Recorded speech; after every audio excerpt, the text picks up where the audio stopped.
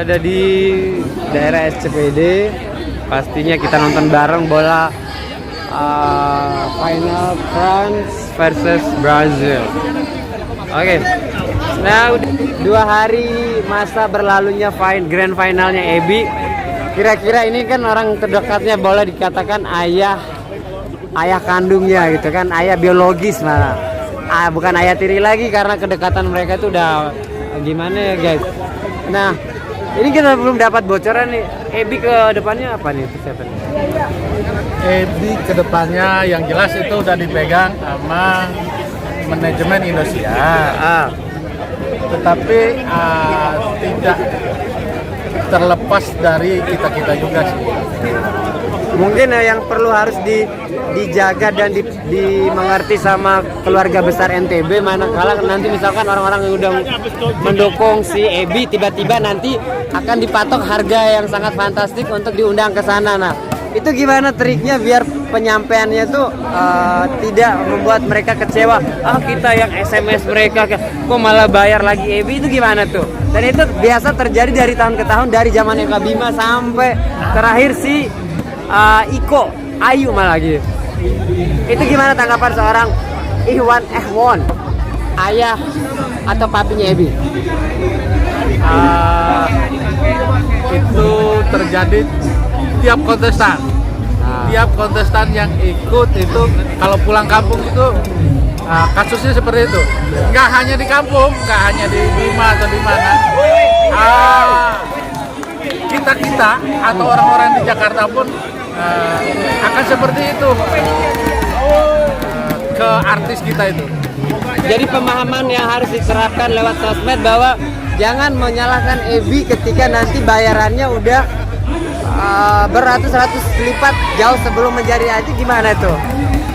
Ntar dibilang sombong lah, nggak menghargai. Kenapa juga kita polling kalau jadi ke daerah dibayar-bayar? Mohon maaf untuk yang pendukung EBI.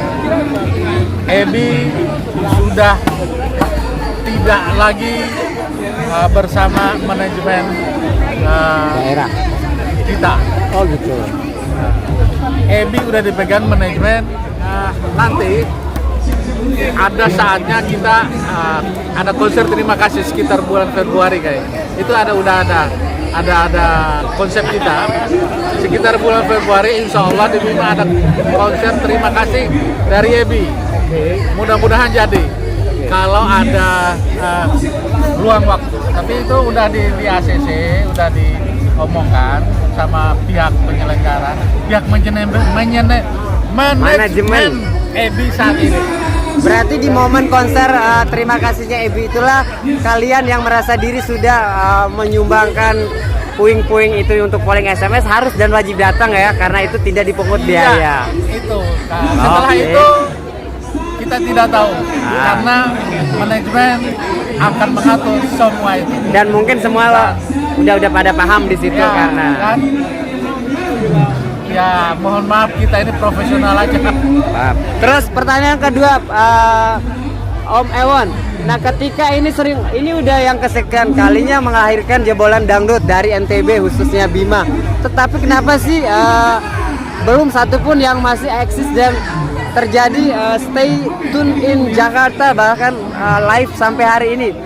Contoh kecil dari Lesti, Ical Majene, Danang, bla bla di luar daerah NTB khususnya Bima, malah mereka fine aja dan menikmati dan tetap dipakai gitu. Kenapa Bima itu selalu tidak? Satu, mental.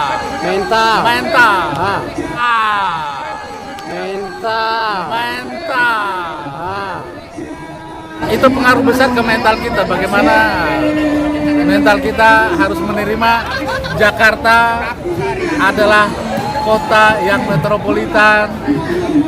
Jangan, ya mental kita harus kuat dengan isu-isu yang dari kampung gitu. Kalau bukan dari kampung, tapi bagaimana cara nyari job di Jakarta itu tidak hanya tidur di rumah, datang job. Jadi bagaimana kita sendiri jemput bola ya. Bola. Oke, terus ada banyak yang bilang kalau anak-anak Bima itu rata-rata sindrom star gitu, kaget. Terus kadang ada yang bilang kayak kacang lupa kulitnya tuh, gimana tuh? Yang akhirnya mereka dampaknya dari kena mereka juga. Terbukti kan sampai hari ini tidak ada yang hits dan eksis lagi di pertelevisian itu kan. Apa ya? Kalau Itutkah atau mana udah ditahu manajemen TV yang handle, kenapa juga keluarga masih ikut campur dan diam-diam mengambil job tanpa melapor ke itu? Mungkin hal-hal kayak gitu kali ya yang enggak, satu itu mental aja. Itu kan kembali ke pribadi kita masing-masing. Tapi kan mental kita kalau tidak siap itu. Tapi dari saya sendiri sebagai wartawannya Pak Evan malam ini, banyak yang bilang kalau mereka itu suka ngambil job sembunyi-sembunyi. Artinya mereka nggak paham kalau di luar situ banyak penonton yang punya sosmednya kemana-mana, akhirnya ketahuan dari pihak TV. Nah mereka harusnya lapor dong, jangan karena dipotong mungkin dari manajemen tidak lapor. Itu yang sering terjadi loh itu.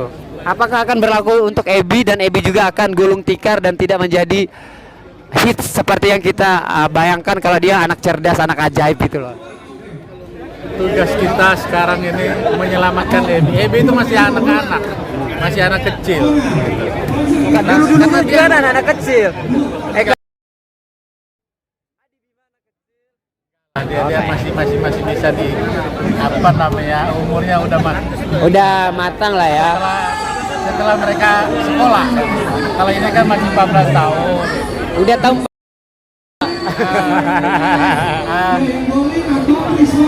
Apa ya? Ebi ini kita ditugasin untuk menjaga Ebi bersama Indosiar. Oke.